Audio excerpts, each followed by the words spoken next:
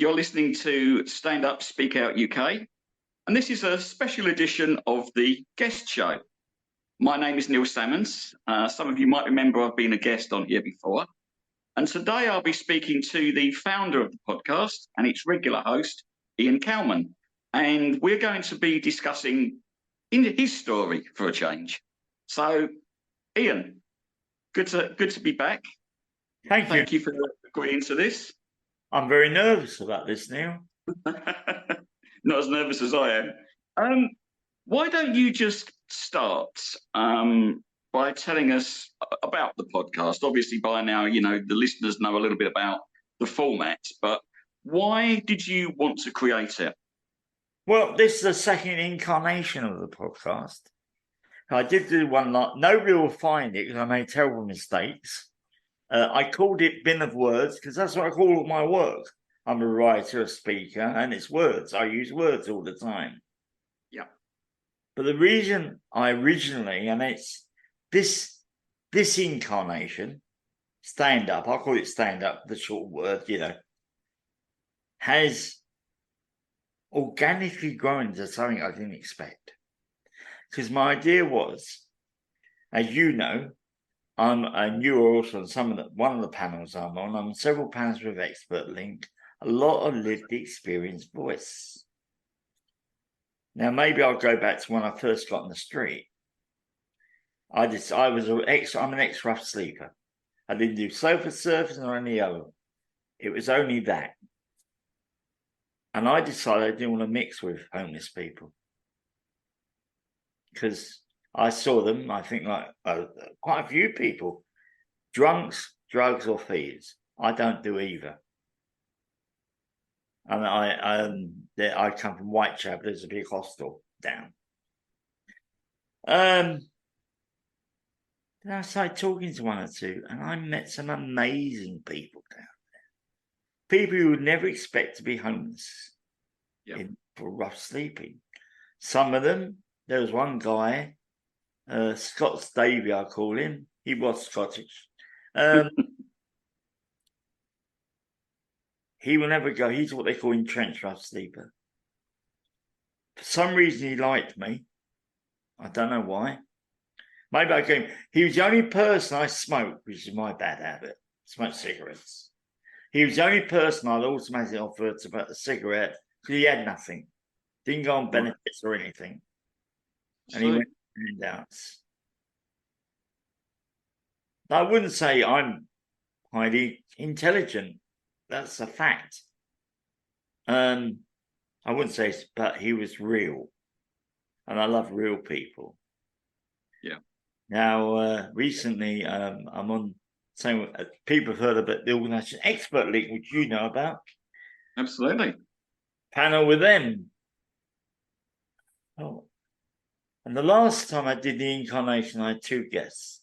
I had Matt Downey, CEO of Crisis, because I know Matt fairly well. He'll always come on, and he's one of my go-to people. I want an opinion about something. And Nicola, who created the app, who is coming on, who was on the Christmas stage to speak about peer mentoring. Right. Apart from that, it was me twittering on. And actually, one of my friends did say to me, "Why do I hear your voice?" I have a lot of knowledge about the situation, but I can't talk about it. I think the big example of this incarnation is Anthony, who spoke about, he actually, usually as you know, I bring people on for an hour and a half, even though it's only half an hour. The first 20 minutes can be like, I'm an actor. I was an actor, so it's warm up. Get to know, get the questions out. And that first half an hour, suddenly Anthony said to me, I was homeless at 11. I never knew that. I brought him on to talk about drugs. But he's big revelation. And that shocked me because I can't imagine that. I can imagine. I was starting to train as a psychotherapist years ago. And I can imagine and out of 18 people in this course, I was the only one who said my parents loved me. The other 17, either both or one of their parents didn't love them. I can't imagine that in the way I was brought up. Tough. Yeah, it is. So I like real life voices.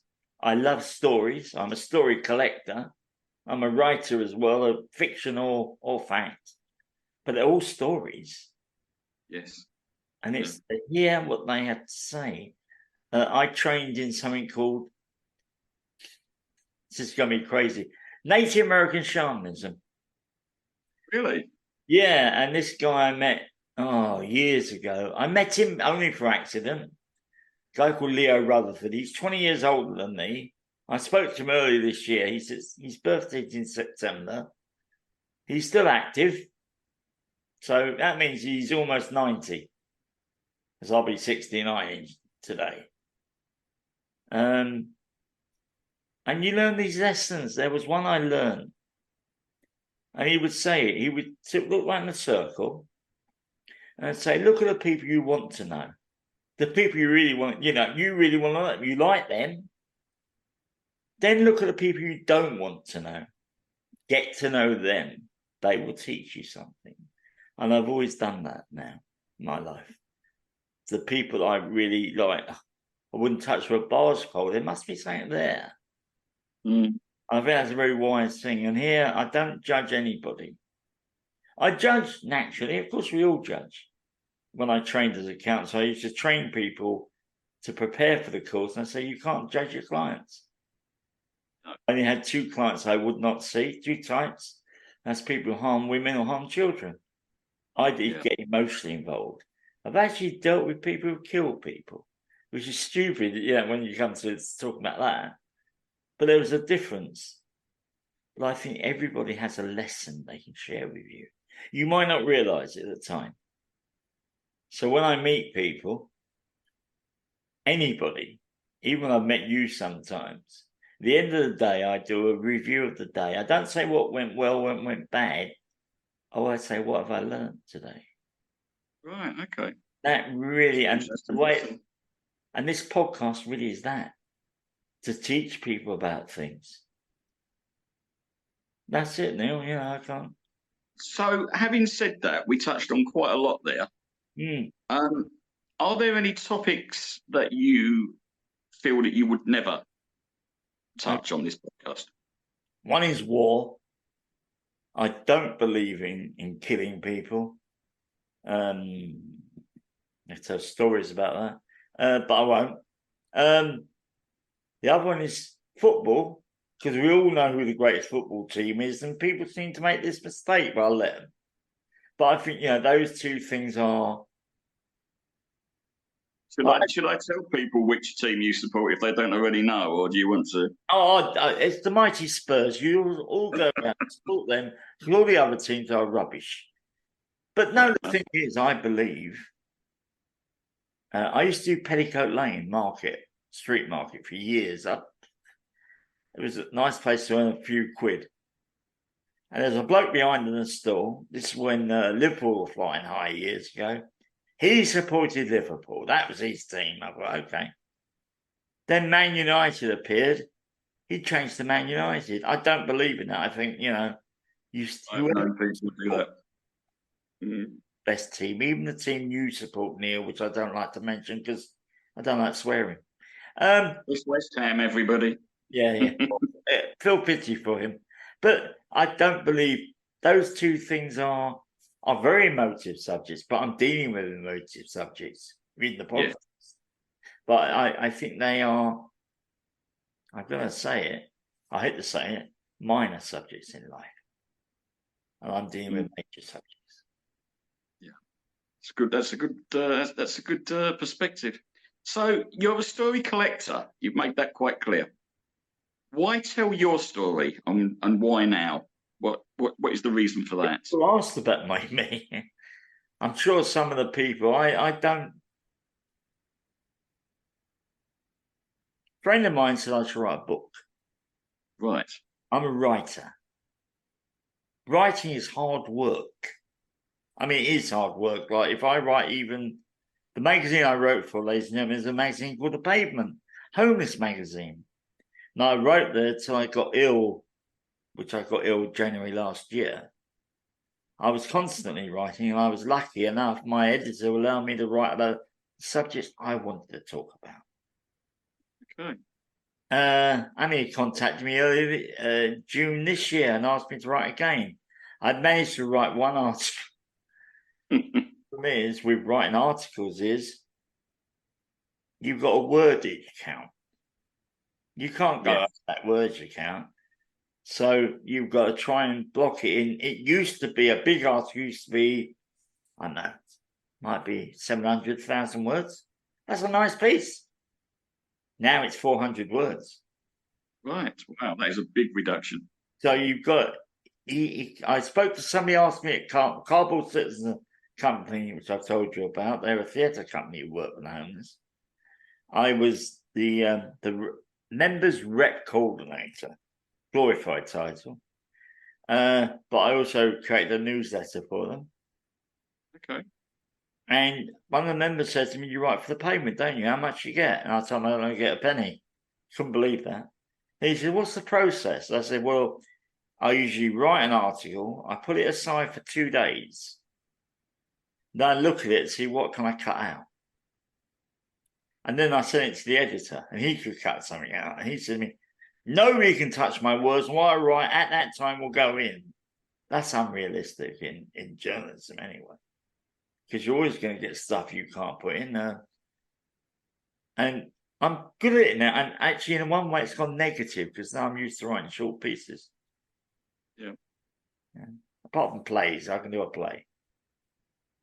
Okay. Well, so obviously you've got a lot of experience that's drawn from what we in our circles call lived experience.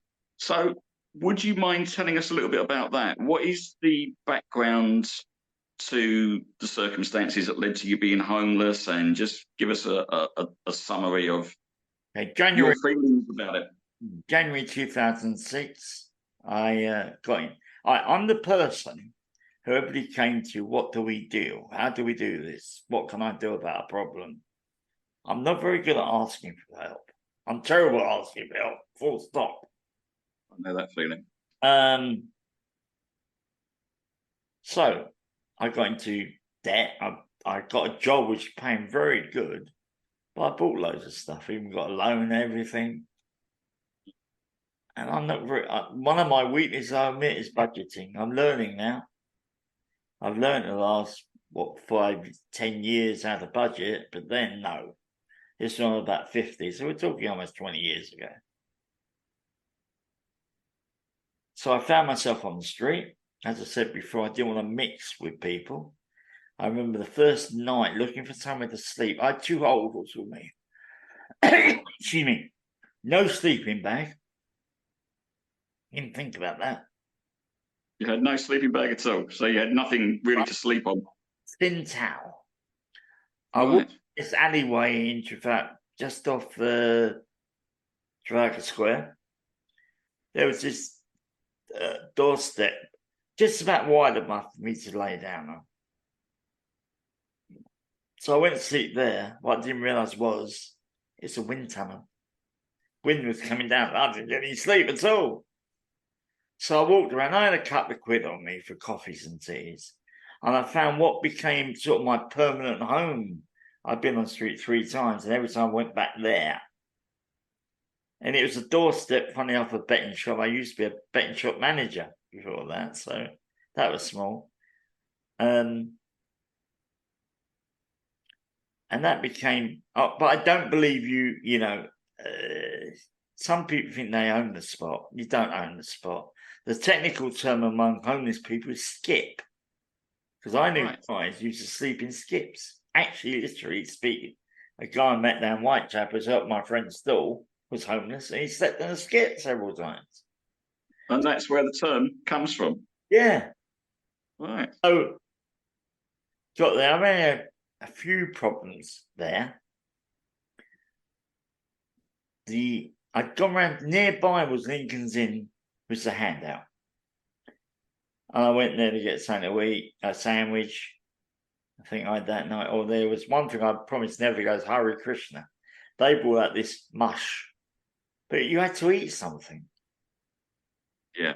Yeah. Later on, I discovered better places, of course. But I saw one bloke who was walking around. I thought, I don't trust him. I went back to my spot to sleep, and next minute, something made me wake up. He was standing over me. And I think he wanted to try and nick one of my holdalls, because what I'd done is I tied them together and used one as a cushion, and the other one had my boots in it. Okay. I said, "What do you want?" "Oh, just checking you're okay." Nah, he was after it. I don't know. Clear off. 2 nights later, I was getting preparing to sleep, and a policeman, and I was like, "What are you doing sleeping here?" And it's a policeman. I thought it was obvious what I was doing. But I said to him, "Trying to sleep here." He said, "You're not allowed to. If by the time I come back, you're not gone, you'll be nicked." And he walked off. And I've never been in trouble with the law, so it scared me. I started to get ready, and I looked at it. It was coming down the proverbial cats and dogs, and I thought, sod it. At least I'll be inside dry. He never appeared. Never came back.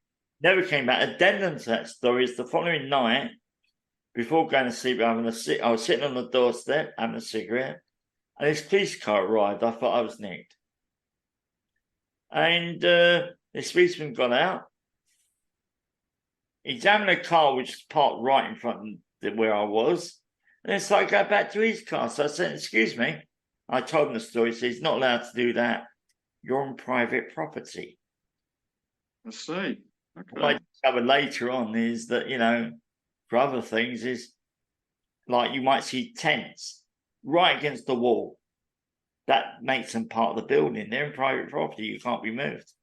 Right, I'm with you. Move you are the people who own the property.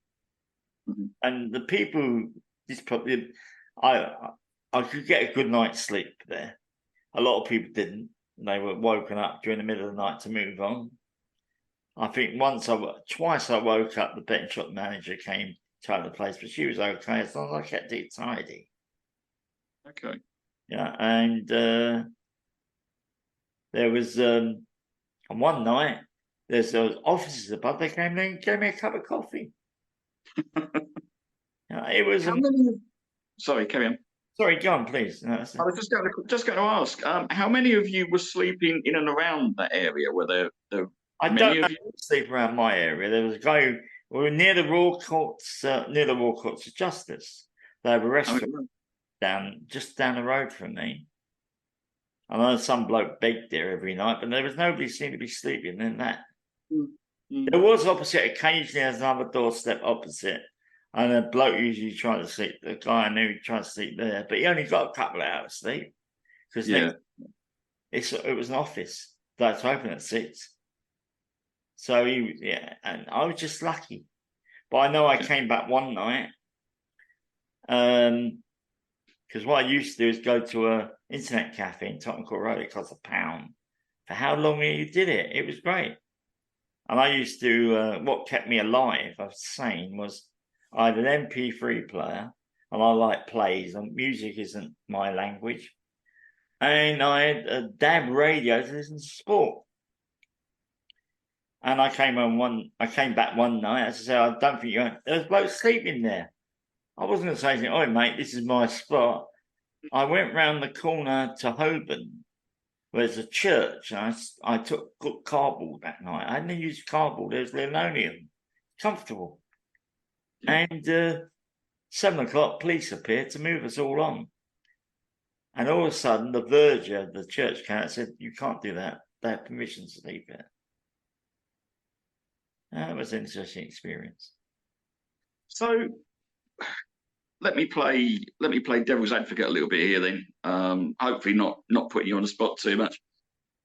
Out of your homelessness experience, is there anything that was an absolute rock bottom moment that you'd be happy to talk about? And also on the other side, are there any really funny moments? It's obviously not a funny subject, but are there any moments that surprised you by being amusing? Right, for me, the most rock bottom moment, I got back, and it was in summer. I was homeless for 18 months the first time. Mm-hmm. It could have been 12 months, but But I got back, got in I got a sleeping bag given to me. Got in my sleeping bag, already asleep, and all of a sudden my hands froze. I couldn't feel them. That night I did cry. I wouldn't say funny, but I would like to talk about something else. Feel free. It's your podcast after all. Yeah, it is really, yeah. So you're going to change the Tottenham, that's good. But the camaraderie of homeless people to other homeless people is amazing. Right. Let me use an example, two examples that I remember. I smoke. Now, I always got what they called the gyro in those days, personal issue. I knew the following day I was getting my gyro, but I run out of cigarette papers. Right. And at first, I had 20 pence on me, and cigarette papers were 23 pence. And this is the only time I would say I begged. I went up to a bloke who was walking across the Lincoln, showed him the 20p, excuse me, you got 3 pence. And he looked at my hand and walked off. Now, you probably wanted more. I only wanted 3 pence, not a penny less, not a penny more. Mm-hmm. And afterwards, that evening, we were sitting on these doorsteps, a few people, a couple of guys I knew and other guys I didn't know. And this bloke got out his tobacco and started rolling a cigarette. Excuse me, you haven't got a cigarette paper you can give me? He said, hold on a minute. And he went in his pack and gave me a load. How many people do you get that from in normal day life? Yeah. The other thing is, on a Monday, the Simon community would go around, driving around for with a sandwich and a coffee. It's church. They used to do like in the army, a couple of hours. You sit there, get a coffee and a sandwich, and you're just talking. And I finished that, and it was early, but I know where to go. Not like I was going to go to the Ritz or anything. So I went back to Lincoln's Inn. I saw this bloke, a green sack at his feet, and he's giving out sandwiches. And I thought, oh, he must be a handout coming out early. And all of a sudden, and I think you get greedy people in all areas, somebody tried to take the whole sack. He took them, well, I wouldn't say he was friendly, but no, he took them and pushed them. I said, there's one sandwich per person, this is for everyone. I realised he was one of us. He was a rough sleeper. He just sort of helped out. And I think when I go around talking to people, I always say I'm an ex-rough sleeper.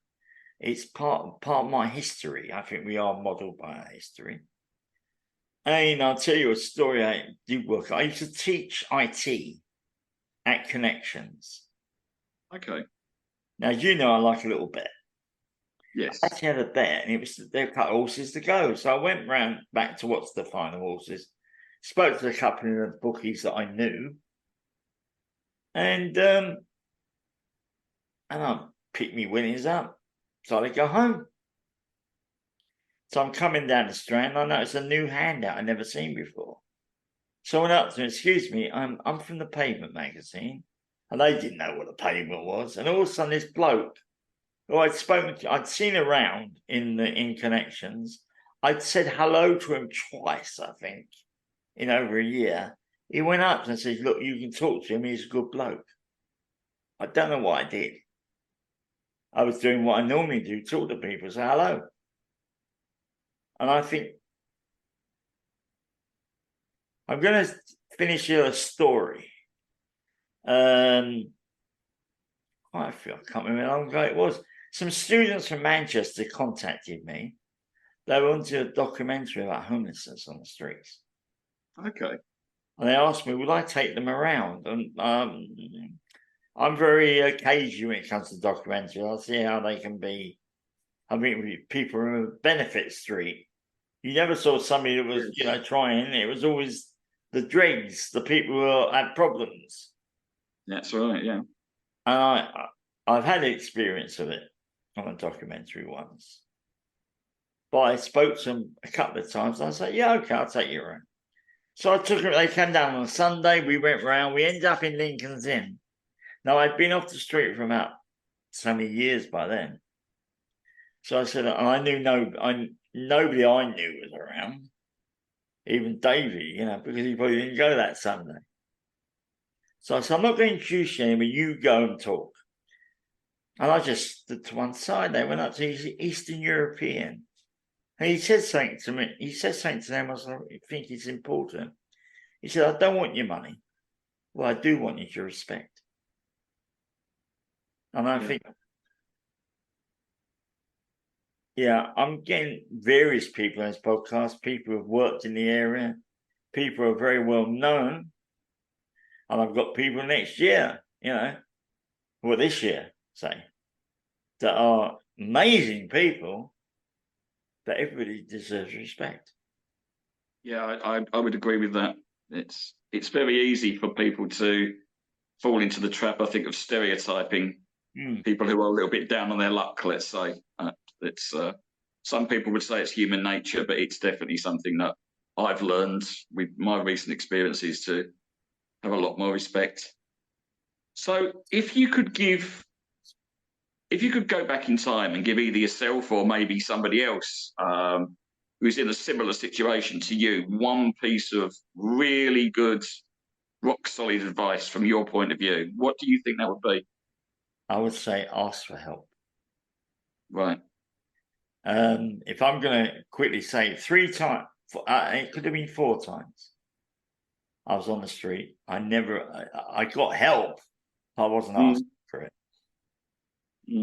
The last time, as you know, last year in January, I had an operation on my foot. That's right. Ability, and I'm doing a piece about, you probably heard it, but temporary housing, which I had Shannon talk about. That's the reason I brought her on. I'm very incensed about temporary housing. And the first one was brilliant. Then they put the one that you helped me move. Remember I called it the tip. Yeah, remember it well. Yeah, and Shannon recently informed you could complain. I was told I couldn't, but I might be moved anywhere in London. That's the reason why. Yeah. And what happened was, I know Matt Downey fairly well, and I've actually got his own number, so it's not like I have to go through somebody. I don't bother him because he's busy. I only bother him. I want a source of information or a comment on something. After Sue Ella Bradman spoke about the tents, I was really angry about that. I contacted him. He gave me a phone back on the Monday and then said, what they're doing, But I was supposed to be out on the Friday. The place I was in kindly let me stay the weekend. And then on Monday morning, she said, you stay tonight, but you've got to be out. She was very sorry she was shocked I couldn't find it anywhere. I was listening to LBC. Who comes on that? And I thought, I'll try. I must admit, I didn't expect anything. Because I have a personal history of people letting me down. So when you get that history, that's why probably it's difficult to ask for help, because I think I'm going to be let down all the time. Yeah, that is a fear of mine as well. Yeah, for similar reasons. Yeah. And I got help beyond what I expected. As you've seen the place I'm in, with a floor. We won't talk about that. Very nice place. In all seriousness, yeah. I couldn't believe it's beautiful, and I was going to go somewhere else, but that didn't fall down. They kept on extending the time that I'd move in. At first, I saw it in January, and they said you'd be in February. February, I got a call. You're being in March. I thought that would carry on, and then I spoke to the worker, Kaz, a brilliant woman, and they found me this place. It's great, apart from the pool table, it can't fit in the corner. So just to clarify one thing, I know personally, because I've known you for a number of years, you were in hospital for quite a while. How much notice were you actually given when you had to leave the accommodation they'd given you and find somewhere else? It was quite short from what I remember. Okay, what happened was they put me into a place that provided care work. That I had to have a care work. I couldn't walk. That's right, yeah. I made one mistake. The social worker phoned me up one day just to check on something. I told her I could finally walk. I didn't say to her I was still under the care of the hospital. Okay. So I haven't had. I'm thinking about even now treatment on my foot. I'm not even sure how to do that. I'm not very good at looking after my health, as you know. And they found me a place and they said you had to pay for the flooring. Well, I was a pensioner, and to me, the flooring would have been about 1,500 quid. I had no money. And the woman was very kind, the manager at the place. She said, unfortunately, I can't let you in until you do that. So I remember, as you know, I've got this memory for things. It was the last week of November. Okay. And it came up to Friday the 25th. And all I expected in the post was that week was I paid towards the carer. I paid 140 quid towards the carer. It was worth it. One of them was brilliant. And they came over with 2 envelopes for me. So I opened up one, it was the bill. The other one was the eviction notice dated the 18th. Right. So it's taken nearly a week to reach you. Well, it didn't take a week. It might have appeared the Monday or the Tuesday, but even then, 3 days. So I phoned her up. I said, I've just received the letter. So I'll have to come back to you. I said, I asked for a week. Unrealistic, I think, because the days. And she said she came back 2 weeks. Now, somebody I know does housing advice. Said that's illegal. They've got to give you 2 weeks' notice. I'm pretty sure it is. Yeah. As you know, getting hold of people in the housing, there was a number on this letter. I phoned that number, said, I will put you through to the social worker. I already tried to get through to. Okay. And several times over the period she was assigned to me, she just wouldn't even reply. That they put me through, and that's why she phoned me back. And that's the only reason I got through. If I'd been, and then she sent me the Wednesday before I was going to go leave on the Friday. She go to it's in Newham, one of the council offices. She go there, go to the first floor, and they'll help you. Now I must admit, I got, and the site is I was advertised on Gumtree saying I got no deposit. I got 2 scammers onto me. And I was hoping they weren't scammers. I didn't realise they were scammers. I went there on that Friday. I went to the reception to say, can I go upstairs? She says, there's nobody upstairs.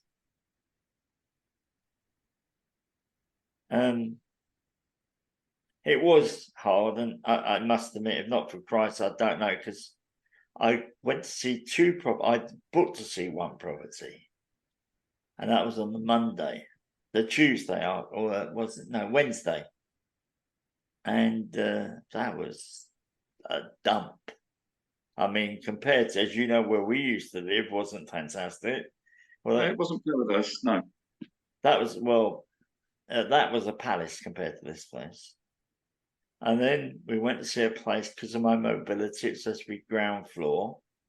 The front door step was about 12 inches off the ground, which I managed. But when I went to look at the place, there's those little steps, even though it's ground floor. Also, no windows. I like to see outside. That's important for health as well. Yeah, and when I said, so I'll think about it. When I walked out, I forgot about the step. I almost fell. And if I fall now, it's doubtful I can get up again. Right, I'm with you. And probably a silly question. There was no wheelchair or disabled access at all. It was just all steps. No. That's it. And I couldn't believe no windows, but there were. I walked past this place looking for the number, and there were 4 people just talking. I thought, oh, they're going shopping, you know, but they were queuing up to see the place. And what I'm hearing, and from what the workers said, Kaz, And what these people were saying, they were saying they'd seen other places over the weeks.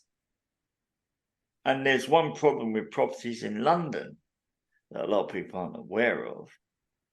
There's now a bidding system. So say you find a place that's nice for so much money, you could get gazumped. As you know, the listeners won't know, but where we used to live in Lewisham, there was a gentleman that I actually used to help him because he had some issues with computers. And I used to help him with the bidding process, and it was, it was almost interminable sometimes, just keep week after week just trying to bid and hearing nothing back from anyone. Well, I think it was over a year till he got the place, wasn't it?